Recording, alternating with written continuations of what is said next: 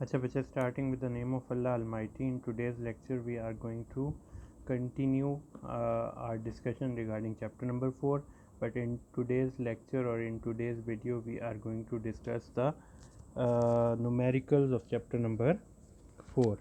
So starting from the very first numerical, that is problem 4-1 on page number 146. In your chapter, the very first topic was of depreciation. As long as the depreciation is concerned, I discussed with you that there are so many methods to find out the depreciation of an asset, but in this particular chapter we have discussed about the Macker's approach, modified accelerated cost recovery system. Fine, जब हम modified accelerated cost recovery system की बात करते हैं वहाँ पे हमें एक प्री डिफाइंड और प्री डिसाइडेड परसेंटेजेस दे दी जाती हैं एसेट की, और हम उसी के हिसाब से अपनी परसेंटेज कैलकुलेट करते जाते हैं। और हम जब जैसे हमने थ्योरेटिकल पार्ट में डिस्कस किया था कि अगर 1 लाख का एसेट है तो उसके लिए हम टेबल को देखेंगे। मैकर्स टेबल आपको प्रोवाइड कर दिया जाएगा। अगर मैं न्यूमेरिकल पेपर में देता हूँ या आपको पेपर में क्वेश्चन आएगा तो आपको मैकर्स की परसेंटेजेस पहले ही प्रोवाइड कर दी जाएंगी, और इसमें याद होगा कि 3, 5, 7, 9 एंड 10 यही कुछ परसेंटेज, यही कुछ ईयर्स होते हैं जिनके हिसाब से मैकर्स की कैलकुलेशन होती है। अब हम यहाँ पे देखते हैं कि on March 12, 2012 Norton system required 2 new assets. Assets A was research equipment costing 17,000 and having a 3 years recovery period. Asset B was duplicating equipment having an installed cost of 45,000 and a 5-year recovery period. Using Macker's depreciation percentages in table 4.2 on page number 117, prepare the depreciation schedule for each of these asset. आपने क्या करना है कि आपने उन percentages के हिसाब से कैलकुलेट करके देना है हमें डेप्रिसिएशन अमाउंट। ठीक हो गया। अब यहाँ पे हम देखते हैं कि एसेट ए हमारे पास था 17,000 का, and according to MACRS we have to depreciate it for 3 years. जो आपको ईयर्स दिए जाएंगे वो टेबल में मौजूद होंगे। अब 3 ईयर्स हैं तो मेरी हम पहले भी डिस्कशन आपसे यही हुई थी कि हमारे पास 3 ईयर टेबल में मैकर्स के 4 परसेंटेजेस दी होंगी, और उन 4 परसेंटेजेस को जब आप एडअप करेंगे that will be equal to 100%। तो अब हम यहाँ पे ईयर 1 एसेट ए की ईयर 1 की डेप्रिसिएशन निकालते हैं। 17,000 टेबल आपको अगर शायद याद नहीं है तो मैं आपको बता देता हूँ। 117 पेज पे आप चले जाएं, ये आपको टेबल दिया हुआ है। 3 ईयर टेबल के परसेंटेजेस दी हुई है, 5 ईयर की भी दी हुई है, 7 की भी एंड 10 की भी। आपने बस मल्टीप्लाई जो भी वैल्यू हो एसेट की उसे इस परसेंटेज से मल्टीप्लाई करते जाते हैं और हर साल की डेप्रिसिएशन अमाउंट निकल जाएगी। अब इस हिसाब से देखें 3 ईयर में कितनी है, 33, 45, 15 एंड 7। तो हम यहाँ पे 17,000 का 33% ले लेते हैं ईयर 1 की कैलकुलेशन के लिए। 17,000 का 45% ले लेते हैं for year 2। 17,000 multiply 15% for year 3 and 17,000 multiply 7% for year 4।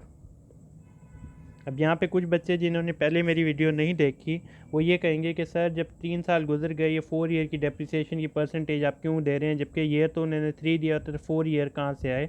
तो उन्हें याद करा दूं कि मैंने आप लोगों को ये बात कही थी कि जो लास्ट ईयर की है वो आपको एज सच जो वैल्यू देते हैं वो एज अ स्क्रैप परसेंटेज देते हैं कि जब उसकी स्क्रैप पर वैल्यू रह जाएगी वो कितने परसेंट रहेगी। अब इस हिसाब से देखें कैलकुलेटर के ऊपर आपका जो पहले साल का आंसर आएगा वो 5610 आएगा।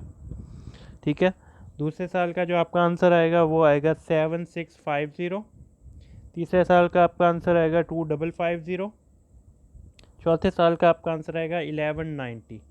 ठीक है। आपकी ये 100% कम्प्लीट हो जाएगा और आपकी ये ईयर्स की डेप्रिसिएशन आ जाएगी। हमारा प्रॉब्लम 4-1 का पहला पार्ट जिसमें ए एसेट की करनी थी वो आपने कर ली। अब बी एसेट की वर्थ उन्होंने कितनी बताई है, was duplicating equipment having an installed cost of 45,000। आपने इसी तरह 45,000 करना है।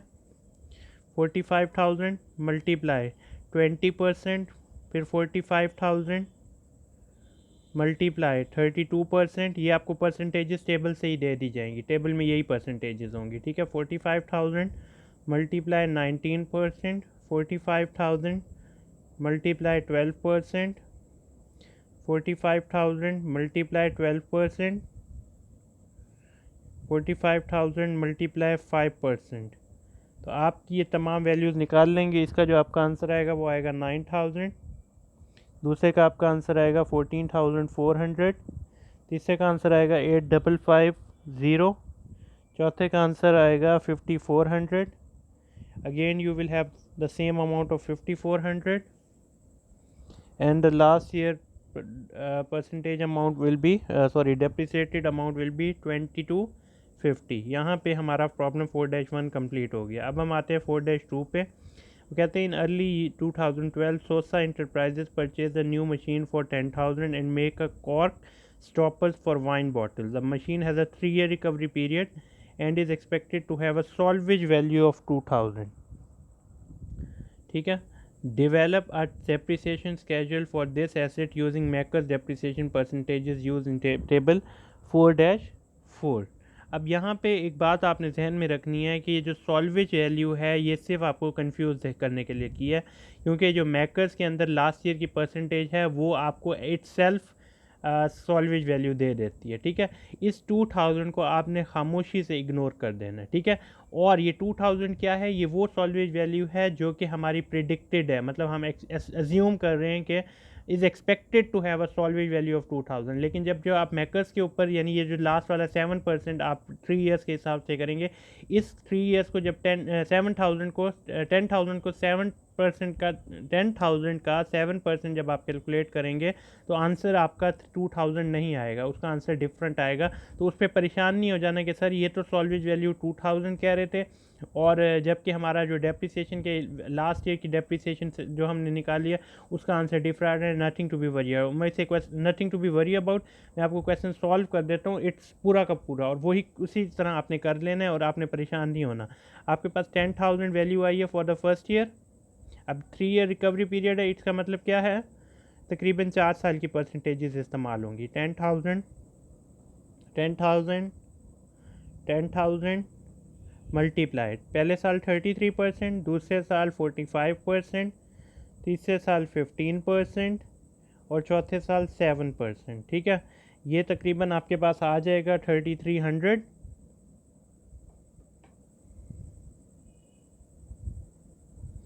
ये आपके पास 4,500, ये आपके पास 1,500 और ये आपके पास नियर अबाउट 700 आ जाएगा, ठीक है। तो ये आपका क्वेश्चन सॉल्व हो गया। 2,000 की बाद जो सॉल्वेज वैल्यू है it is just to confuse you, आपने परेशान नहीं होना, आपने मैकर्स के हिसाब से कैलकुलेशन करके दिखानी है। तो सॉल्वेज वैल्यू ये वाली जो आएगी ना, मैकर्स कहता है ये सॉल्वेज वैल्यू है, दे वर एक्सपेक्टिंग कि सॉल्वेज वैल्यू 2,000 होगी, तो हमारे सॉल्वेज वैल्यू 7,000 आई है। तो 2,000 का इस्तेमाल कहीं पर भी नहीं आना, you shouldn't be worry about that, ठीक हो गया। उसके बाद आते हैं प्रॉब्लम नंबर 3 के ऊपर। प्रॉब्लम नंबर 3 में वो हमें कहते हैं कि Pavlovich instrument in corporation, a maker of precision telescope, expects to report pre tax income of 4,30,000। आपकी जो प्री टैक्स इनकम आ रही है वो आ रही है 4,30,000। उसके बाद वो कहते हैं this year the company financial manager is considering the timing of purchase of new computerised lens grinder. वो कहते हैं आप प्री टैक्स इनकम आपकी जो आएगी वो 4 लाख, प्री टैक्स का मतलब है टैक्स से पहले, 4,30,000 टैक्स से पहले होगी। उसके बाद कहते हैं company financial manager is considering that the company the timing for purchasing of new computerized lens grinder.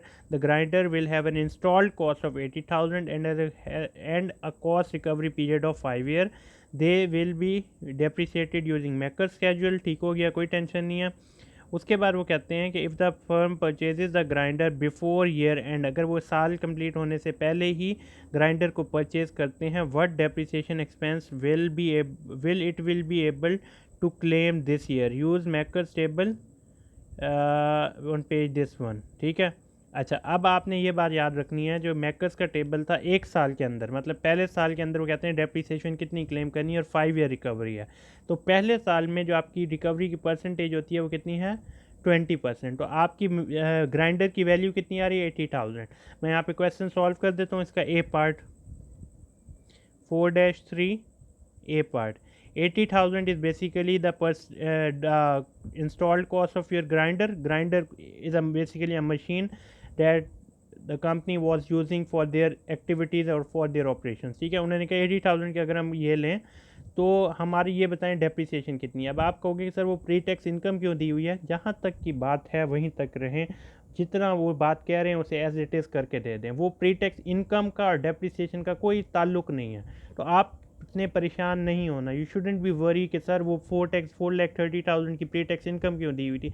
उन्होंने आपसे पहली रिक्वायरमेंट की है कि you should have to calculate the depreciation. आपने अपनी डेप्रीसिएशन निकालनी है कि सर 80,000 वैल्यू है, इस साल अगर हम उसे डेप्रीसिएट करेंगे 20% तो उसकी वैल्यू कितनी आ जाएगी आपके पास 16,000।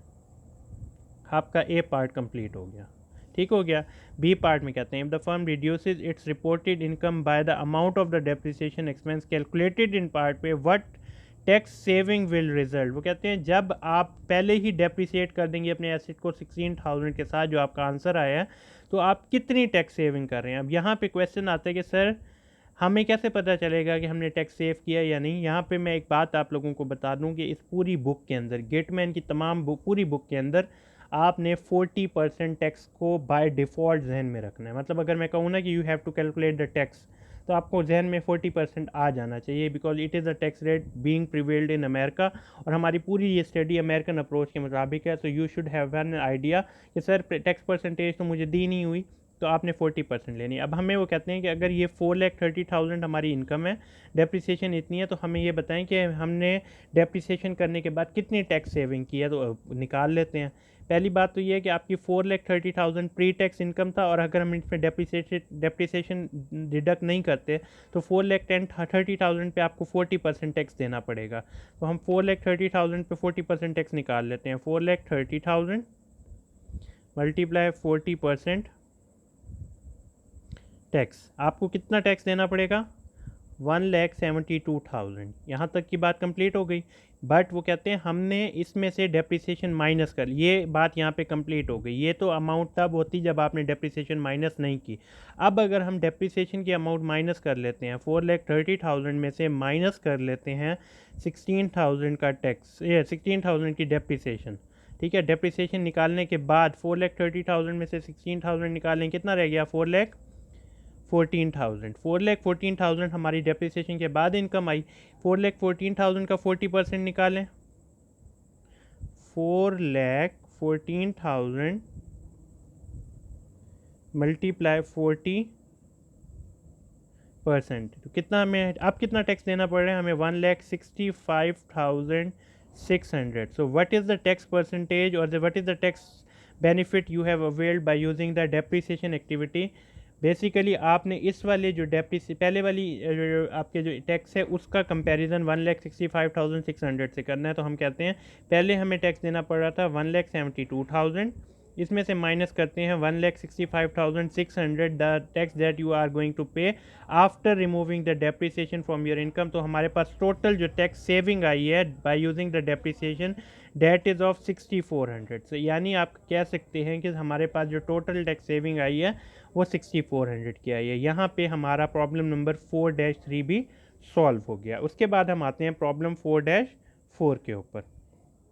As long as the problem 4-4 is concerned, you just have to keep certain things in your mind. The very first thing is the firm in the third year of depreciating its only asset, which originally cost 1,80,000 and has a 5-year maker's recovery period, has gathered the following data related to the current year operation.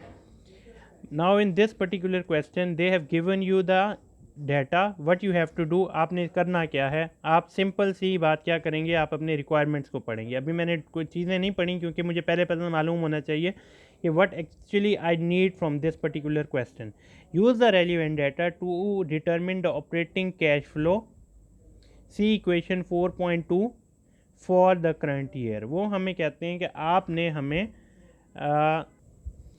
Operating cash flow मालूम करना है। वो हमें कहता है कि हमें operating cash flow मालूम करना है फ्रॉम द इक्वेशन 4.2। ठीक है, अब मैंने आपको जब पूरे चैप्टर पढ़ा रहा था तब मैंने आपसे ये 3-4 इक्वेशंस डिस्कस की थी। मैंने कहा था कि हम जब न्यूमेरिकल्स करेंगे तब हम इसके ऊपर ज़्यादा बात नहीं किया करेंगे, हम एज इट इज़ इनको इक्वेशंस को यूज़ कर लेंगे। ठीक है, ऑपरेटिंग कैश फ्लो निकालने के लिए क्या होता है, net operating profit after tax. Operating profit after tax में डेप्रिसिएशन ऐड कर लेंगे and you will be able to find the operating cash flow. अगर हम यही चीज़ यहाँ पे अप्लाई करें तो net operating profit after tax निकालने के लिए पहले तो हमें पूरी इनकम स्टेटमेंट ड्रॉ करनी पड़ेगी। तो हमारे पास यहाँ पे ए पार्ट 4-4 ए पार्ट ऑपरेटिंग कैश फ्लो के लिए पहले तो हमसे देख लेना आपको सेल्स कितनी दी है। सेल्स कितनी दी है 4 लाख की। ठीक है, उसमें से कोई कॉस्ट डिडक्ट करनी है। Total cost before depreciation interest and something, वो टोटल कॉस्ट यानी CGS एक किस्म का वो है 2,90,000, वो आपने माइनस करनी है। अब याद रखिएगा सर हमने डेप्रिसिएशन बाद में प्लस करनी है, तो प्लस बाद में करनी है, पहले नेट ऑपरेटिंग प्रॉफिट के वक्त हम डेप्रिसिएशन को माइनस करते हैं। तो हम यहाँ पे अगर देखें कि हमें डेप्रिसिएशन की कोई वैल्यू दी हुई है, नहीं दी हुई। अब बात ये आती है कि सर हमें कैसे पता चलेगा कि डेप्रिसिएशन की वैल्यू क्या है। For that purpose you just have to remember कि हमारी जो ये एक्टिविटी हो रही है ये तकरीबन तीसरे साल की एक्टिविटी हो रही है। इन्होंने यहाँ पे पहले ही कह दिया था, a firm in the third year of depreciating it's only acid, यानी थर्ड ईयर की डेप्रिसिएशन है।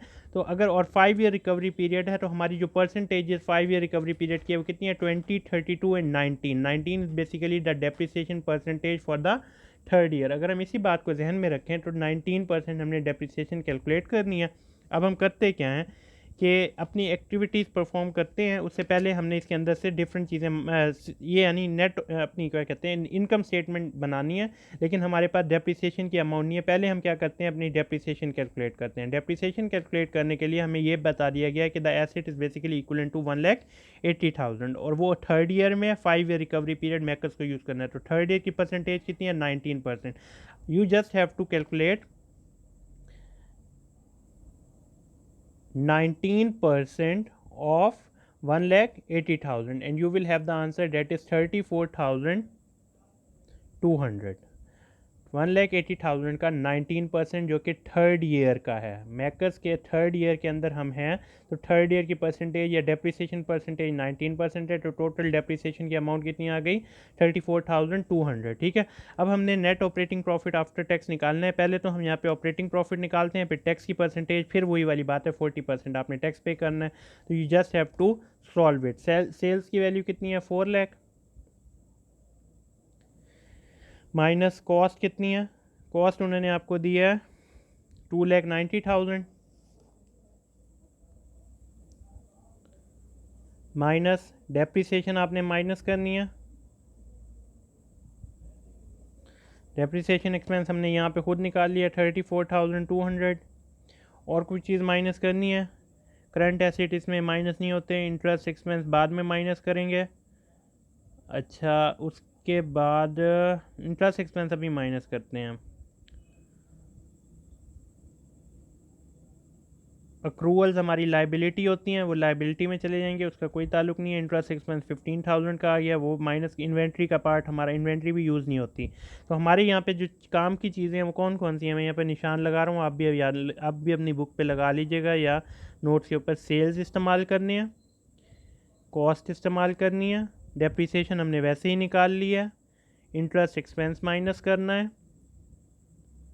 और टैक्स बाद में लेना है। इन्वेंट्री का कोई काम नहीं है, अक्रूवल लाइबिलिटी होती है वहाँ चला जाएगा, करंट एसेट्स भी हमारा कोई लेना देना नहीं है। ठीक है, टोटल कॉस्ट भी यूज़ करनी है, यानी ये तीनों चीज़ें। व्हेन यू विल रिमूव, और यहाँ पे अब हम माइनस करते हैं इंटरेस्ट एक्सपेंस जो कि कितना है 15,000 का। तो आपके पास ऑपरेटिंग प्रॉफिट कितना रह गया,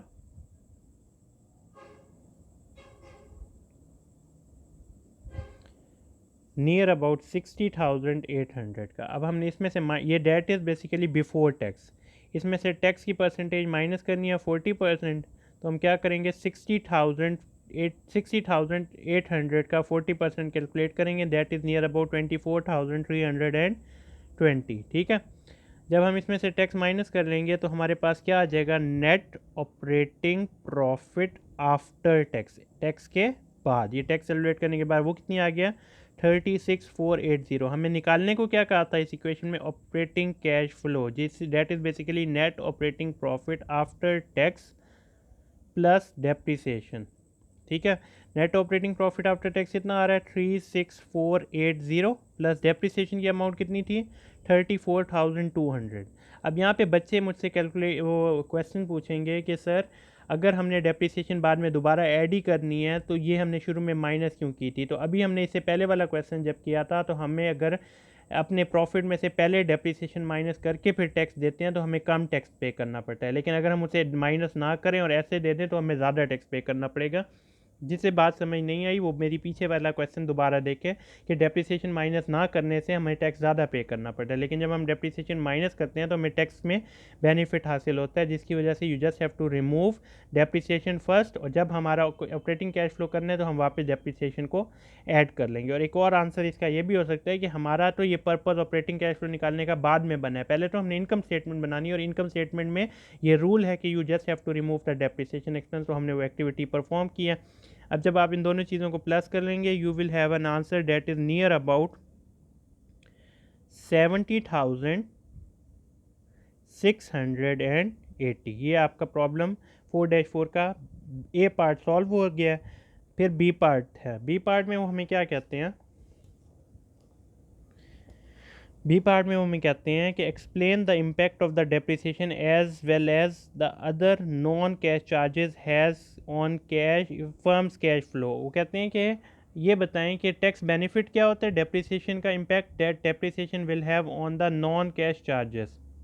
डेप्रिसिएशन का क्या इम्पैक्ट होता है? तो आपने सिंपल सी बात ये लिखनी है कि सर पहला बेनिफिट तो ये होता है कि टैक्स की सेविंग होती है, यानी अगर आप अभी जैसे पहले वाला क्वेश्चन किया था कि ₹1,00,000 के ऊपर हम 40% दे रहे थे तो हमें 40,000 टैक्स देना पड़ता था। ये एग्जांपल के तौर पे समझा रहा हूँ कि 40,000 टैक्स, लेकिन लाख में से अगर हमने माइनस कर दिया 10,000 की डेप्रिसिएशन अपने लिए और बाकी हमने शो किया कि हमारे नेट प्रॉफिट कितना आ गया सिर्फ 90,000 का, उसका 40% देने लगे तो हमारी जो हमारा क्या आएगा नेट प्रॉफिट आएगा, हमारा जो टैक्स परसेंटेज आएगा वो कितना आएगा?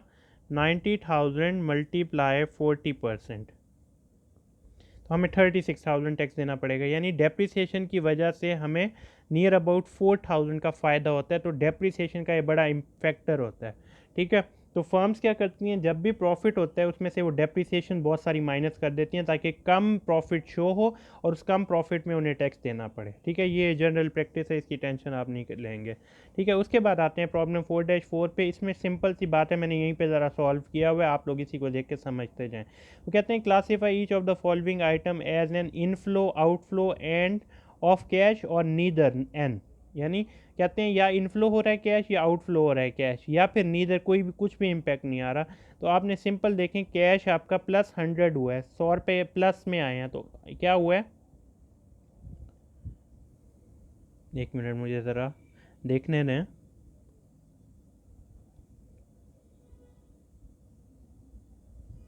ये इनफ्लो हुआ है, ये कैश आपके पास 100 रुपीज़ आए हैं, ये आपके पास क्या हुआ है? इनफ्लो हुआ है। ठीक है, पैसे आपके पास आए हैं। फिर अकाउंट पेबल में 1000 की कमी आई। अब इस बात को ज़रा समझना है आपने, मैंने किसी के 10,000 देने थे, ठीक है, ये मेरे अकाउंट पेबल थे, लाइबिलिटी थी। ठीक है, इसमें अगर 1000 की कमी आ गई है, सर ये तो अच्छी बात है, आपने अपने कर्ज दिए हैं, आपने 1,000 रुपये किसी को उधार देना, आपने किसी के 10,000 देने थे, आपने उसमें से 1000 पे कर दिए है, तो अकाउंट पेबल में 1000 की कमी आ गई है। तो ये है तो अच्छी बात, लेकिन ये मेरे लिए आउटफ्लो ऑफ कैश है, पैसा मुझे देना पड़ेगा जब मैं किसी को दूंगा, तो ये आउटफ्लो आ गया। ये मेरी बात समझें कि किसी के पहले मैंने 10,000 देने थे, अब उसमें से 1000 रुपये की कमी करनी है, तो अच्छी बात तो है, लेकिन 1000 तो देने पड़े हैं ना, तो वो आउटफ्लो हुआ है कैश का। नोट्स पेबल में 500 की कमी आई है। नोट्स पेबल क्या होता है कि लाइबिलिटीज़ होती हैं, मैंने किसी को 100 रुपये लाइबिलिटी देनी थी, 100 रुपये किसी के देने थे, अब मैंने 500 रुपये उसमें और ऐड कर लिए हैं, तो मैंने टोटल लाइबिलिटी कितनी है? 600 से। ये तो बुरी बात है, आपकी जिम्मेदारियाँ बढ़ गई है, बुरी बात ठीक है, लेकिन मुझे उससे 500 और मिला, इसका मतलब है मेरे पास 500 का और इनफ्लो आया। मैंने किसी का 100 रुपये देना था, अब उसमें 500 की 500 का इजाफा हुआ है, इसका मतलब है मेरे इनफ्लोज बढ़ गए हैं। ठीक हो गया। फिर आते हैं लॉन्ग टर्म डेट्स के ऊपर। लॉन्ग टर्म डेट्स के ऊपर ये देखें, ये भी वही वाली बात है कि आपकी जिम्मेदारी हैं, लाइबिलिटीज़ हैं, you just have to consider them as a date.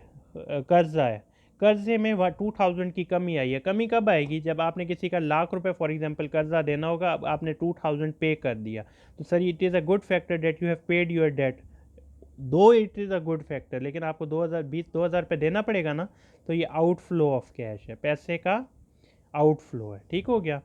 उसके बाद देखें इन्वेंट्री में 200 की कमी आई है, अब ये आउटफ्लो है। क्यों? क्योंकि जब आप इन्वेंट्री करनी है, you are not you are not stealing the inventory, आप चोरी नहीं कर रहे इन्वेंट्री, आप इन्वेंट्री को मार्केट से जाके परचेज करते हैं। तो इन्वेंट्री में जब कम इजाफा होता है, इंक्रीज आता है, तो you just have to pay, you just have to purchase. जब आप परचेज करते हैं तो वो क्या होता है? आउटफ्लो क्रिएट होता है। उसके बाद आते हैं फिक्स्ड एसेट्स। फिक्स्ड एसेट में बिल्डिंग आ गई, बिल्डिंग में 400 का इजाफा हुआ है। ठीक है, मैं एग्जांपल के तौर पर समझा। तो जब बिल्डिंग 400 की आई है, क्या मतलब आपने कोई यू स्टोल द बिल्डिंग? नहीं, आपने परचेज़ की। जब आपने 400 की बिल्डिंग परचेज़ की, इसका मतलब है आपके वो थे, क्या कहते हैं उसे, फिक्स एसेट्स से, उनमें इजाफा हुआ, आपके पास 400 का इजाफा हुआ। इसका मतलब है आपने 400 की और बिल्डिंग परचेज की, तो वो आउटफ्लो हुआ है। ठीक है। अकाउंट रिसीवेबल, आपने किसी से पैसे लेने थे। ठीक है।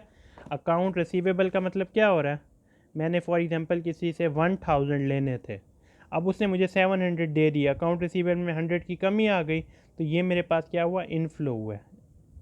अकाउंट रिसीवेबल में कमी आई है, इसका मतलब क्या है? मैंने रिसीव कर ली है, अब मैंने उससे बाकी 300 लेने हैं। जब मैंने रिसीव कर लिए, इसका मतलब है मेरे पास 700 इनफ्लो आए हैं। Net profit plus 600, net profit बढ़ गया 600 से, जो प्रॉफिट आएगा वो पैसे की फॉर्म में आपके पास आएगा, वो इनफ्लो आएगा। डेप्रिसिएशन में भी यही होता है। डेप्रिसिएशन में अब ये बात याद रखिएगा कि क्योंकि हमें प्रॉफिट के ऊपर टैक्स देना पड़ता है, वो बाहर जाता है ऑर्गेनाइजेशन के, लेकिन डेप्रिसिएशन की अमाउंट आपकी जेब में ही आती है। आपने अपनी जेब में एक्सपेंस के नाम पे चीज़ें रखनी होती हैं, तो वो इनफ्लो ऑफ कैश है, और ये है नॉन कैश एक्टिविटी, तो इनफ्लो ऑफ कैश है।